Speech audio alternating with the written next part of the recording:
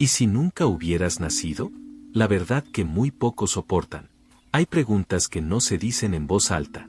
Hay pensamientos que nacen en el silencio más oscuro de la mente.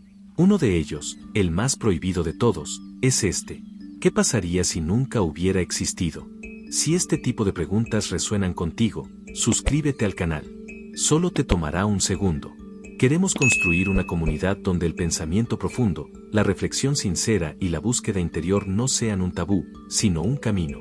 Activa las notificaciones para que no te pierdas ninguno de nuestros contenidos. Continuemos. No se trata de querer morir. Se trata de no haber estado nunca aquí, de no haber tenido que cargar con este cuerpo, con esta historia, con esta conciencia. La vida, en ciertos momentos, se siente como una imposición. Como si hubiéramos sido arrojados a este mundo sin haberlo pedido, sin entender por qué ni para qué. Y si alguna vez has sentido eso, no estás solo. De hecho, tal vez estés más cerca de una gran verdad que muchos temen ver. Porque cuestionar la existencia no es un acto de debilidad. Es una forma profunda de conciencia. Ahora sí, volvamos a la pregunta. No ¿por qué estoy aquí?, sino ¿qué significa haber sido arrojado a existir sin haberlo pedido? 1. La raíz del vacío humano. Hay algo que nunca se dice cuando uno empieza a vivir, que existir no garantiza pertenecer. Desde muy temprano, hay quienes sienten que este mundo no fue hecho para ellos, como si algo estuviera fuera de lugar, como si la vida, a pesar de estar rodeada de personas, se sintiera lejana, ajena, incomprensible.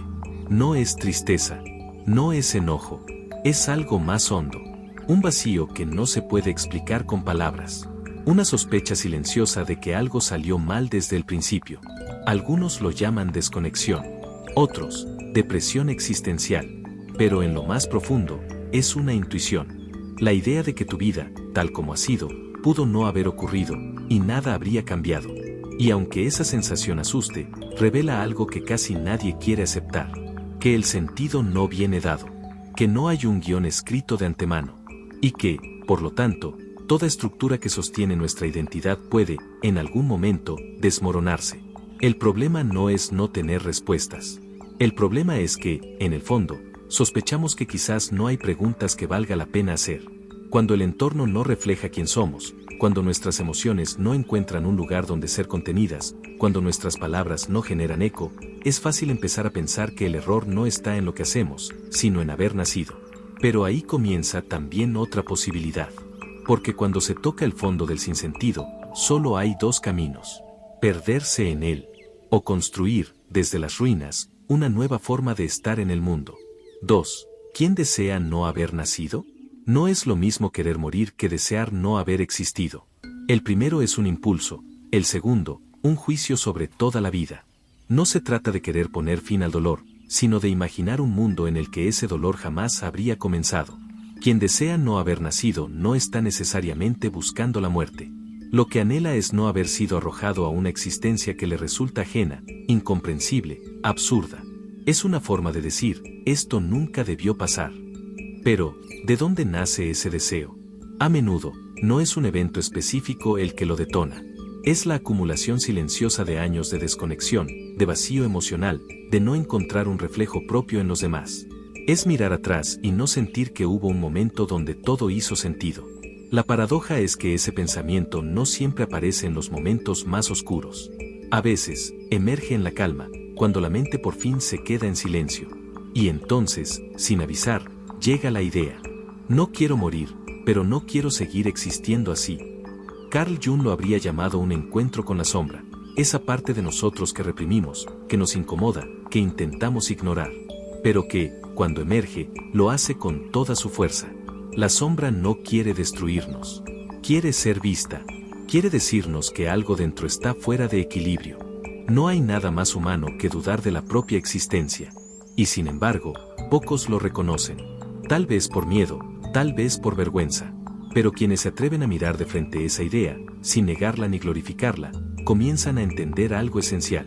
El deseo de no haber nacido no es el final. Es un punto de partida, una señal de que la historia que nos contaron sobre quiénes somos ya no nos alcanza. 3. El origen del dolor, el nacimiento como trauma.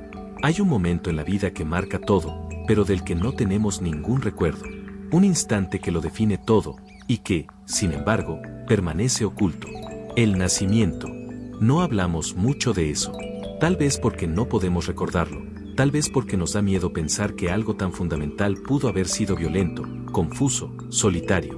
Pero muchos pensadores han sugerido que nacer ya es un trauma. Un paso brutal desde la oscuridad cálida del útero, hacia la crudeza del mundo. De pronto, hay luz, hay frío, hay ruido, hay separación. Ya no somos uno con la madre, ya no estamos contenidos. Desde ese momento, comienza la conciencia, y con ella, la sensación de estar solos. No recordamos nuestro nacimiento, pero lo intuimos. Vivimos con las huellas invisibles de esa ruptura original. Es la herida de estar aquí sin saber cómo llegamos, ni por qué. El yo nace sin saber quién es. Y en ese vacío, la imaginación empieza a actuar. Creamos versiones de nuestro origen, fantasías sobre nuestro propósito, relatos para llenar ese hueco. Porque el dolor de existir no proviene solo del sufrimiento, sino de la falta de sentido que lo acompaña. Y si no nos detenemos a mirar ese inicio, si no exploramos esa primera ruptura, seguiremos construyendo sobre una herida invisible, que tarde o temprano, comienza a sangrar. 4. La fantasía como refugio. Cuando no entendemos de dónde venimos, inventamos. El ser humano necesita sentido, incluso si tiene que construirlo desde la nada. Por eso, cuando el vacío del origen se vuelve insoportable, nace la fantasía. La fantasía no es una simple distracción. Es un mecanismo de defensa, una arquitectura interna que nos protege de lo que no podemos explicar. No recordamos nuestro nacimiento, así que imaginamos cómo fue. Y en esa imagen, proyectamos no lo que ocurrió, sino lo que necesitamos ver. Desde niños, nos inventamos versiones de nuestra historia. Algunos se ven a sí mismos como héroes olvidados, otros como errores cósmicos. Pero todos, en algún momento, construimos un relato para tapar la grieta. La fantasía es eso, un puente sobre el abismo de lo desconocido. Y no es algo que ocurre solo en la infancia. Incluso en la adultez, seguimos imaginando. Imaginamos cómo seríamos si no hubiéramos nacido en esta familia. Imaginamos una versión de nosotros sin heridas, sin peso, sin historia. Pero hay algo aún más inquietante. Cuando fantaseamos sobre nuestro nacimiento, casi nunca lo hacemos en primera persona. Nos vemos desde fuera, como si fuéramos observadores de nuestra propia llegada. Es el yo viéndose a sí mismo nacer, desde una perspectiva imposible.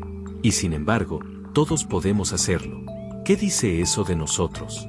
Que la fantasía no solo construye recuerdos que no tuvimos, sino que nos da un lugar desde donde ver lo que jamás podríamos haber visto.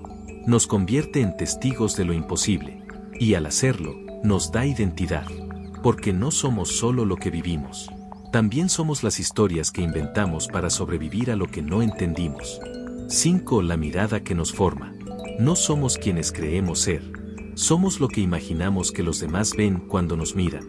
Desde pequeños, comenzamos a construir una identidad no desde el interior, sino desde los ojos ajenos. El yo no nace solo. Se forma en el reflejo. Y ese reflejo muchas veces no está hecho de comprensión, sino de expectativa, de juicio, de silencio. ¿Quién soy cuando no hay nadie observando? ¿Quién soy si nadie me nombra, si nadie me espera? Hay un momento en que todo cambia. Cuando nos vemos a nosotros mismos desde afuera. Cuando nos volvemos espectadores de nuestra propia vida. Y en ese instante, aparece algo profundo, el otro interno, esa figura invisible que nos evalúa, que nos guía, que nos condena. Carl Jung lo llamó el gran otro. No es una persona, ni una voz concreta. Es el símbolo de la mirada social, de la cultura, de lo que creemos que se espera de nosotros. No podemos escapar de esa mirada. Está en todas partes. En la forma en que hablamos, en lo que decidimos mostrar y ocultar, en las decisiones que tomamos para ser aceptados. O al menos, para no ser rechazados. Hay una historia que lo resume todo. Un francotirador, contratado para asesinar a un desconocido, lo observa desde un edificio. Ve al hombre pedir un café y ponerle exactamente 5 cucharadas de azúcar, las mismas que él. Y de pronto, ya no puede disparar, porque en ese instante, deja de ver a un objetivo, y se ve a sí mismo. Eso es la mirada que nos forma. No solo el juicio del otro, sino la posibilidad de reconocernos en él. de ver en ese rostro ajeno una parte nuestra, y, por un segundo, comprender que estamos hechos de la misma materia. Tal vez, el mayor acto de humanidad sea ese: dejar de mirar a los demás como enemigos o extraños, y ver en ellos el mismo vacío, el mismo deseo, la misma fantasía. 6. La ilusión del sentido. Vivimos rodeados de estructuras que parecen firmes, reales, inquebrantables. Pero si las miramos con suficiente profundidad, se desmoronan. La ley, el dinero, la moral, la patria, incluso el lenguaje. Todo eso no existe fuera de nuestra imaginación colectiva. El valor de una moneda, la autoridad de un documento, el peso de una promesa, no están en las cosas mismas, sino en el acuerdo invisible que decidimos sostener. Lo que llamamos realidad no es más que un consenso, un acto de fe que repetimos todos los días para que el mundo no se venga abajo. Imagina un billete en tus manos. Piénsalo sin contexto. Es solo papel. Lo que lo vuelve poderoso es nuestra creencia compartida. Sin personas que lo reconozcan, no es nada. Lo mismo ocurre con las palabras. Esta es mi voz, pero ¿quién decide que voz se llame así? No hay un código oculto en la realidad que nos diga cómo nombrar las cosas. El lenguaje no es una verdad universal, es una convención frágil. Y sin embargo, actuamos como si el mundo tuviera un orden firme, como si el sentido estuviera garantizado. Pero el sentido no está dado. Se construye. Y esa construcción es una fantasía que necesitamos para no caer en el caos. Porque si el dinero no existe, si las palabras son invenciones, si las normas son pactos temporales, entonces, ¿qué queda? Queda el abismo. Y la posibilidad, aterradora pero hermosa, de crear un significado nuevo. 7. Cuando la fantasía se derrumba. Toda vida se construye sobre una historia, una narrativa interna que sostiene quien creemos ser. Pero, ¿qué ocurre cuando esa historia se rompe? Hay momentos, a veces silenciosos, a veces violentos, donde todo lo que dábamos por hecho deja de tener sentido. Un evento, una pérdida, una verdad que ya no se puede ignorar. Y entonces, la fantasía colapsa. No importa cuánto hayamos creído en ella. El amor ideal, la familia perfecta, la identidad inquebrantable, todo eso puede caer en cuestión de segundos. Y cuando la fantasía se derrumba, no queda vacío, queda dolor. El dolor de no saber quién eres, ni para qué estás aquí. El dolor de ver que lo que te sostenía era una construcción. Pero ese colapso no es el final. Es el inicio de algo más honesto. Lo que duele no es perder la ilusión. Lo que duele es descubrir que uno se había aferrado a ella como si fuera la única verdad posible. Despertar duele, pero es necesario. Porque mientras vivimos atrapados en una fantasía, no podemos ver la realidad por lo que es. Solo vemos lo que queremos que sea. El verdadero crecimiento no llega cuando todo encaja, sino cuando todo se desmorona. Y aún así decides seguir. Decides volver a empezar. No desde la mentira, sino desde la incertidumbre. Allí, en ese punto sin forma, sin mapa, sin certezas, empieza la libertad. 8. El deseo de no existir. Hay pensamientos que duelen más que cualquier herida física. Uno de ellos es este: no quiero morir, pero no quiero seguir existiendo. No es un grito, es un susurro silencioso que se instala en el fondo de la mente. Un pensamiento que no pide el fin de la vida, sino la anulación del hecho de haber nacido. No es odio hacia uno mismo, es una fatiga existencial, una saturación del peso de ser. Y, curiosamente, no siempre surge en personas frágiles. A veces, nace en mentes lúcidas, profundamente conscientes. Personas que han visto demasiado, sentido demasiado, pensado demasiado. Quienes desean no existir no siempre quieren desaparecer. Lo que anhelan es no haber tenido que comenzar. Haber sido eximidos del laberinto de la vida. No tener que despertar cada día y fingir que todo tiene sentido. Pero ese deseo, tan intenso y tan silencioso, esconde algo más. No es solo rechazo a la vida. Es también una forma desesperada de pedir significado. De decir, estoy aquí, pero no sé por qué. Y aunque puede parecer oscuro, ese pensamiento también revela una chispa. La chispa de quien, a pesar de todo, sigue preguntando, sigue sintiendo, sigue buscando. Porque el verdadero final no es la desesperanza, es la indiferencia. Y mientras haya una pregunta, aunque sea dolorosa. Hay posibilidad de transformación. Aceptar que a veces no queremos estar aquí es también una forma de sinceridad, una forma de empezar a reconstruirnos desde un lugar mucho más real. 9. El monstruo que todos llevamos dentro. Hay una historia que resuena como un eco inquietante, la de aquel que, al mirarse en el espejo, no ve un rostro, sino un vacío. Ese vacío tiene nombre, el monstruo que cada uno guarda en lo más hondo.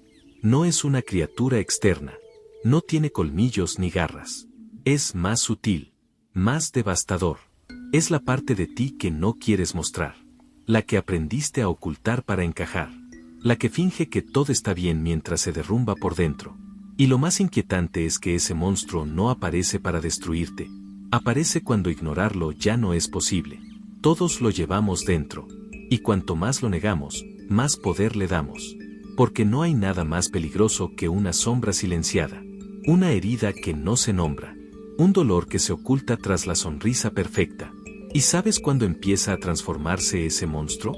Cuando lo miras de frente, cuando dejas de escapar, cuando te atreves a decir: sí, tengo miedo. Sí, estoy perdido. Sí, he pensado en desaparecer. Pero sigo aquí. Y eso es poder. La mayoría huye del abismo, pero algunos lo atraviesan. Y al otro lado, no hay una versión perfecta de ti esperándote. Solo hay una verdad más honesta, una vida más real, una existencia que ya no necesita máscaras. Y si estás aquí, escuchando esto, es porque una parte de ti también quiere cruzar. Si este contenido aportó algo de valor en tu camino, te invito a que te suscribas al canal. Aquí hablamos de lo que casi nadie se atreve a decir.